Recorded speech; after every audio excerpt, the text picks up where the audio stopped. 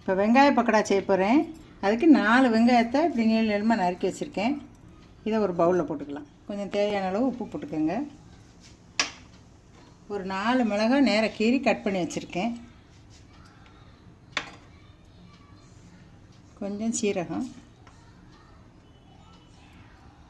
கொஞ்சம் மல்லிப்பொடி, கொஞ்சம் தனி மிளகாய் பொடி,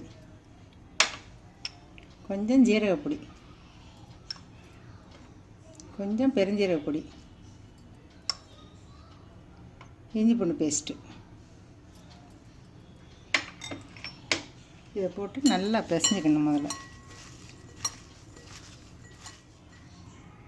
இப்போ இதை நல்லா விரவியாச்சு. இதில் 3/4 கப்பு கடலை மாவு போட்டிருக்கேன். ஒரு 2 டேபிள் ஸ்பூன் பச்சரிசி மாவு, இதையும் போட்டு நல்லா விரவிடலாம். இப்போ இந்த அளவுக்கு விரவியாச்சு. இந்த வெங்காயத்தில் உள்ள தண்ணியே இதுக்கு கரெக்டாகிடுச்சு. தண்ணி ஊற்ற வேண்டாம்.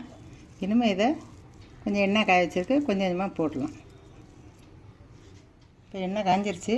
சும்மா அப்படியே ஊற்றி விடுங்க போதும். இது எப்போவும் மீடியம் ஃப்ளேமில் வச்சுக்கோங்க. அப்போ தான் நல்லா கிறிஸ்பியாக வரும். இப்போ வெந்துருச்சு, நம்ம எடுத்துடலாம்.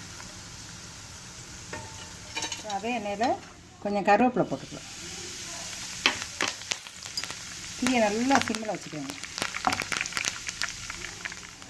கருவேப்பிலை இந்த அளவுக்கு பொரிஞ்சால் போதும். இப்போ அடுப்பு ஆஃப் பண்ணிடலாம். இதை எடுத்து அந்த பக்கோடா மேலே போடலாம்.